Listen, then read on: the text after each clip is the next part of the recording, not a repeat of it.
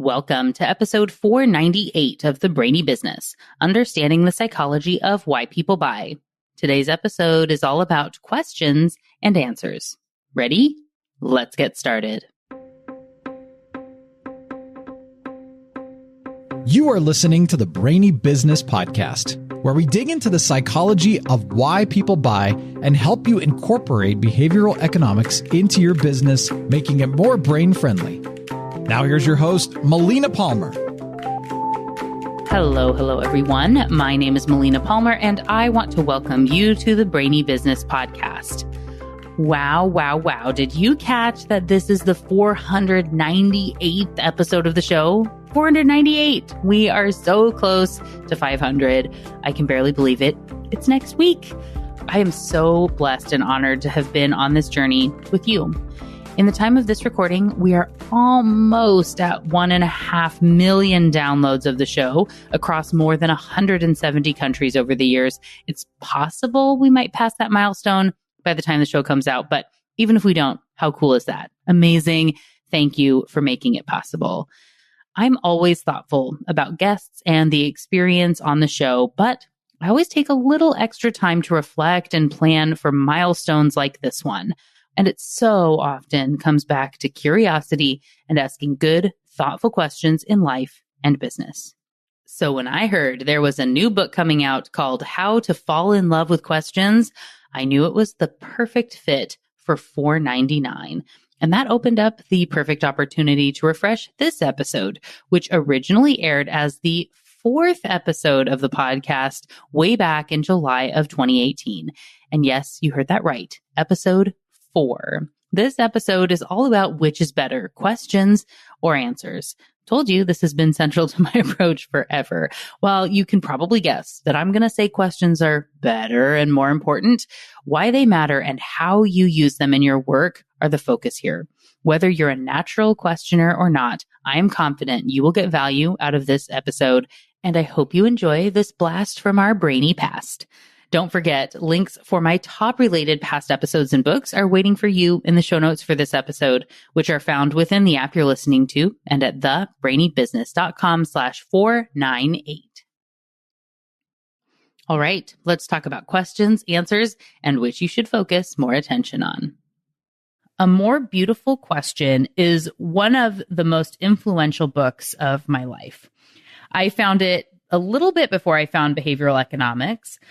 But while I was in that same innovation program I referenced in episode 1, the name for the book was borrowed from an E.E. Cummings quote, which reads, "Always the beautiful answer to he who asks a more beautiful question." Isn't that nice? You may be asking yourself, what makes a question beautiful? According to Berger, a beautiful question is an ambitious yet actionable question that can begin to shift the way we perceive or think about something that might serve as a catalyst to bring about change. That definition makes clear that this book is not about grand philosophical or spiritual questions. Why are we here? How does one define good? Is there life after death? All of those great questions that spark endless, impassioned debate. The focus here is on questions that can be acted upon. So questions that shift the way you think about something or perceive things, that serve as a catalyst to bring about change and can be acted upon. I don't know about you, but that definitely sounds like questions that are important for strong and successful businesses. And in the book, Berger outlines many beautiful questions which generated breakthroughs and changed life as we know it. Airbnb, the cheetah prosthetic leg, Kodak film, whiteout, and microwaves, to name a few examples in the book. Each of those innovations came out of a beautiful question. And according to Berger, the right approach to questioning is to go from why to what if, and finally to how questions. Let me tell you a little bit about each to help you understand what the questions can do for you and your business. A why question is your big overarching question. This is where you start from. the thing that gets you up in the morning, the core of what you do. Passion comes from here. This is a question that burns inside you. You find yourself coming back to over and over again. You could sit with this question for years and feel it nagging at the back of your brain. These questions can be something like, why can't we? Why don't they? Why do we have to? Why wouldn't we? And so on. And asking great, inspiring questions doesn't need to come from sophisticated academics who have been trained in questioning. In the case of Kodak, the question that spawned the innovations of the company came from the founder's 3-year-old daughter when she asked, why do we have to wait for the picture? The key is not shrugging off those questions. In our society, which has been built on schools focused on finding the right answers, yes, no, and multiple choice tests, or where asking questions makes you look dumb or as if you're challenging authority, we quickly learn to stop asking bigger questions, which is, in my opinion, a tragedy. We have a tendency to ignore big, beautiful questions that don't have obvious right answers. Over years and years of training, our brains have been coded to look for answers and go with the status quo. But what about those people who do ask and then stick with their questions? They change the world. And you can too, with a little brain training. If you've heard me speak before, you know our brains are built on habits and rules of thumb, which the subconscious brain uses to make decisions. If you consider the 99% of decisions being made by your subconscious brain, it's letting a lot through the filter without paying much attention to it. As I discussed in episode 1, Unlocking the Secrets of the Brain, the subconscious can process 11 million bits of information per second, compared with the conscious brain's 40 bits per second. The more habits you let your subconscious brain get used to, the less reason it has to stop and give your conscious brain something to work on, allowing it to be more and more complacent. I'm going to ask you a few questions about your morning routine. If you can write them down, that's great. But if you're out and about, simply think through this. They're very easy questions that you should be able to answer pretty easily. All right, here we go. Which hand do you hold your toothbrush in? If you put on makeup, which items do you put on first? Which item is last? Do you do your hair before your makeup? And which hand do you use for each? What beverage do you typically drink in the morning? Water, coffee, tea, orange juice? Do you eat the same thing every morning? And if so, do you prep it the same way? Which shoe do you put on first? When you grab your wallet and keys, which hand do you use? Do you always park your car on the same side of the garage? Do you take the same route to work? These are all places where your subconscious brain has likely taken over the process. You don't even think about these items anymore, and you've trained your brain and allowed it to be lazy. If you want to train your questioning muscle, it can start with these simple tasks. If you were to try and put on your makeup with your non-dominant hand tomorrow, would it take longer? Probably. Would you have to focus and pay attention to what you're doing to engage your conscious brain? Absolutely. What about if you took a different route to work so you didn't have the luxury of zoning out? What would you notice on the drive that you would have otherwise missed? If you want to be more alert and a better questioner, I challenge you to pick one thing a day that you do differently than normal. Change things up and force your brain to pay attention and ask itself why it's doing things. Notice more. Wonder why it's different or difficult, and ask more questions as you go along. As you get better at one thing, move on to the next. This can help you to come up with more and better ideas throughout the rest of your day. Before I give you some tips on coming up with better ideas, I want to tell you a little about how your brain stores and retrieves information. In the book, The Political Mind, A Cognitive Scientist's Guide to Your Brain and Its Politics, The author George Lakoff provides a great description of how the mind connects information. He gives the example of the term blue square. When I said those words to you, blue square, you likely got an image in your mind essentially instantaneously. It might seem like blue square as a concept is housed in one spot in your mind, but actually the concept of blue and the concept of square are housed in different areas. Your subconscious did a quick scan of all the colors, not green, not red, not yellow, but blue, and shapes, not circle, not triangle, not rhombus, but square, and brought these two pieces back as one combined image in your brain. Pretty impressive if you consider the speed at which that image popped into your head. And what happens if you make it a little more complex? If I was to say red rose, or better yet, if you were to see an image of one, what happens? You get the same color issue as with blue square, but there is now a dimension of being a flower instead of a shape. When you hear rose, your brain has to dig into all the items that are not roses, not daisy, not sunflower, not dahlia. And you also get the emotion tied with a rose being red. Red roses are commonly associated with love, yellow roses with friendship, white, pink, or orange roses have different meanings as well. If it's February, you might be wondering about Valentine's Day, perhaps having a quick fear of, did I miss it? Or you might remember a past gift from a loved one and how that made you feel. Or possibly if your significant other forgot your last anniversary and that made you angry and the emotions are flooding back now. Perhaps you also have the scent of roses in your mind, of which your brain has to sift out all the other flowers and scents around you which are not associated with roses. If your mother or grandmother wore perfume scented with rose petals and you're reminded of holidays or weekend mornings where she went through her own morning routine and the scent wafted through the house. Whoa, that's a lot to go through. It's no wonder we need those 11 million bits of processing power. If your conscious brain and its 40 bits per second had to evaluate all that, you would never get anything done. And that's just one tiny item in your mind. What about all the peripherals that are still taking place around you? You might be asking yourself, what does this have to do with questions, answers, and my business?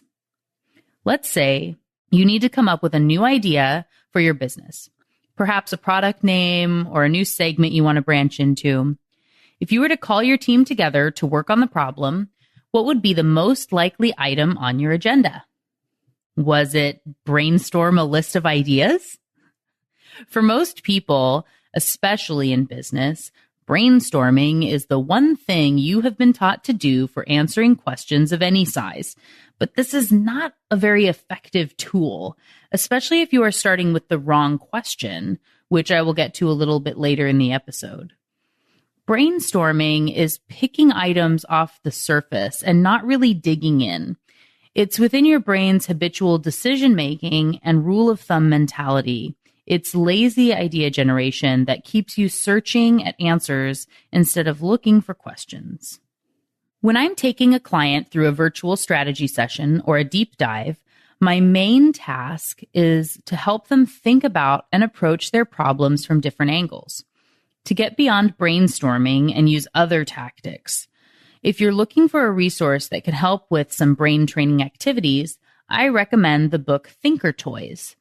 It has a lot of great alternatives to brainstorming that can help you get to more innovative approaches. One easy thing to try is question storming instead of the basic brainstorm. When brainstorming, you typically start with a question and come up with a bunch of statements to try and answer that question. But if you flip it around and start with a statement, and then instead of attempting to come up with a possible solution, you lay the ground rules that 1, every item generated needs to be in the form of a question. 2, we will not answer any questions. And 3, the goal is to simply ask as many questions as possible. What will happen? You get to places you wouldn't have expected. Your brain is allowed to wander and inquire and explore into the depths of what your subconscious is evaluating. Let me give you a business example. In a typical brainstorm, you might say something like, What products do people want? And then your brainstorm will have a long list of things that it quickly associates with. And after about 15 minutes, you've exhausted everything in your brain, or everything that people feel it's okay to say out loud because the statement their brain is stuck on feels stupid and they're self-conscious about saying it in front of everyone else in the room. Then you pick one item off the list and hope it works. If instead you started with a statement, it could be something like, people want products that make their lives easier. And then you come up with questions like, why do they want their lives to be easier? Who says what is easier? Easier than what? Would they prefer to have something better even if it wasn't easier? What if people liked things to be harder? How could we get someone to use something that was more difficult? What products do people like that are not easier? When does price become more important than ease? Do you see what's happening here? You're reaching areas you never would have thought of in the typical brainstorm. And perhaps you will get to a new question that is different than what everyone else knows to ask. Your why do we have to wait for the picture question, to bring it back to Burger. Generating the first beautiful question is not enough.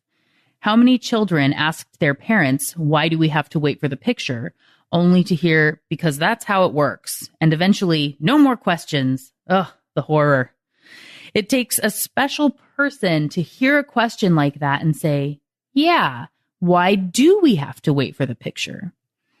And once you have this question, the next phase in the more beautiful question process is to ask what if questions. This is where you take on a problem as your own and start to shift your thinking. For Pandora, the question was, what if we could map the DNA of music? Powerful stuff. In the case of the Brainy Business, my why question is, why is behavioral economics the best kept secret?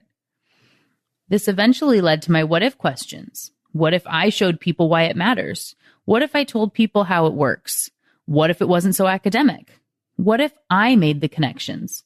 What if I made it easy? What if questions often bring together items that already exist and use them in a new way. A funny example is the true story of a man walking through a bookstore. He saw a bunch of Lincoln biographies on one bestseller table, and the next bestseller table had a bunch of vampire novels, and he thought, what if those were combined into one superbook? And because he stuck with that question instead of brushing it off as a silly thought, Abraham Lincoln, Vampire Hunter, was born. In case you're not familiar, this book was adapted into a movie which made about $116 million at the box office. Almost every great innovation comes this way. In that Pandora example, music was not new and DNA mapping already existed, but they had not been put together. In my opinion, one of the greatest concepts in A More Beautiful Question is when Berger says, essentially, when thinking this way, which he calls combinatorial thinking, which is basically combining two different items together, you want to go beyond just linking A and B, but rather A and Z, or better yet, A and 26. And this is where the steps I outlined earlier in the episode, from thinker toys, question storming, and changing up your daily routine, can help you to be a better questioner, better at linking distant connections and paying attention to them, and thus better at defining and solving problems. Once you have your what-if questions, it's time for the final piece of Berger's question tree: how? And the main lesson here is to fail quickly and often, to continue asking how questions until you get to the one that sticks. For the Brainy Business, I asked things like, how can I teach this to as many people as possible? How can I make the concepts more applicable instead of academic? How can I make it relatable? How can I reach enough people through public speaking? How about writing a book? Until eventually I got to, how about a podcast? And that, of course, had its own slew of questions. The real skill comes in asking more questions. But is there such a thing as right or wrong questions? And when do we get to answers? One of my favorite Einstein quotes is, "If I had an hour to solve a problem and my life depended on the solution, I would spend the first 55 minutes determining the proper question to ask. For once I know the proper question, I could solve the problem in less than 5 minutes." When I work with clients, I often ask them to start with a problem, and I help them attack it with many different questions, similar to what Einstein was saying here. The problem can come in the form of a question or a statement or an abstract thought. It doesn't really matter. And more often than not, where we start the day or conversation is completely different than where we end up. And it's somewhere that's so much bigger and better than they imagined when we started out the day. For example, someone might come to me and say, "I don't know if my information sheet is as effective as it could be," or "Is my lead magnet interesting enough?" or "Do I have the right target market?" or "How many products should I offer?" Truly, any starting point will work. And then I help them to find if this is the true problem to be solved, to use the Einstein quote as a reference, so we can make sure they are actually answering the right question. And this is a step that most businesses miss. You just sort of ask a question and then go about solving it, or you find a problem and you go to fix it, but you're not sure if it's the right one. One thing I found recently is people are really scared of choosing the wrong question or working on the wrong problem. And instead of asking more questions and going through the process like I have here, what they end up doing is sort of the ostrich effect of, well, if I don't ask anything, if it's not broke, it can't get worse, or it can't be that bad sort of situation. And my response is always the same. Don't let your fear of finding the perfect question keep you from getting to the right answer. I hope what you've learned in this episode is that it takes many, many, many questions and avenues and considerations and tests to find the path to an answer. Start asking questions, as many as you can, as quickly as you can, and see which ones stick with you. I promise you that the right questions, the right ones for you, will emerge. And in case it hasn't become clear already, let me explicitly say I put far more stock in questions than answers. Our society has an answer obsession, but I challenge you to be a questioner. Ask why, ask what if, ask how, and ask them as often as you can. In your work, look for those sacred cows, the things no one does anything about, or because that's the way we've always done it statements, and say, what if we didn't? Or how might we do it differently? Or what if we couldn't do it that way anymore? Or if a new company was going to start from scratch, how would they do it? I came across a quote recently from a statistician named John Tukey, which might become one of my new favorites. He said, "Far better an approximate answer to the right question, which is often vague, than an exact answer to the wrong question, which can always be made precise." If you can easily find an answer, you're likely asking the wrong question. So, what got your brain buzzing as you learned about questions and answers today? For me, I of course still love questions and talk about the importance of curiosity and asking better with my clients constantly. Sometimes this is done through a formal question storming session with me, which I love to do. So please do email melina@thebrainybusiness.com if you want to see if this would be a fit for your team. We also have a form on the website you can fill out to get in contact with us. One of the big things I have learned in almost 500 episodes of this show and through years of interviews and research is that taking more time to ask thoughtful questions is key to business and brand success. We have been trained to look for answers, to jump to the solution, to find that one right, perfect answer to show our value to the group and avoid potentially looking dumb and then move on. But that isn't the best approach most of the time. Fortunately, we humans are born questioners. We're inquisitive and curious and can be so easily engaged in learning more and being thoughtful.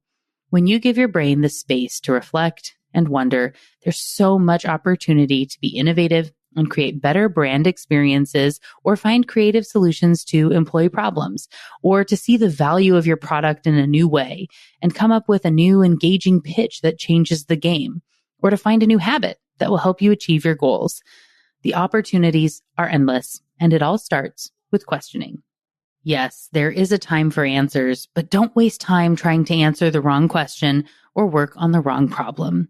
Invest the time up front to be thoughtful and ask more questions. You'll be glad you did. In the spirit of questioning, I'd like to ask you one now. What is a powerful question that has changed your life or work? This may be something you ask yourself before deciding to jump into an opportunity or not. Or maybe it's a question you ask prospects that helps them to realize if your offering is a fit for them or not. Or a question you always ask in job interviews that helps you identify the best candidate, or anything else. I'd love to hear about it. Let's share powerful questions together. Come share it with me on social media. You'll find me as the Brainy Biz pretty much everywhere, and as Melina Palmer on LinkedIn. I can't wait to hear from you. As we close out the show, don't forget about those show notes with links to my top related past episodes, books, and more. It's all waiting for you in the app you're listening to and at thebrainybusiness.com/498. And just like that, episode 498 on questions and answers is done. Join me Friday for a brand new episode with Elizabeth Weingarten, author of How to Fall in Love with Questions. It's going to be a lot of fun. You don't want to miss it. Until then, thanks again for listening and learning with me. And remember to be thoughtful. Thank you for listening to the Brainy Business Podcast. Melina offers virtual strategy sessions, workshops, and other services to help businesses be more brain-friendly. For more free resources, visit thebrainybusiness.com.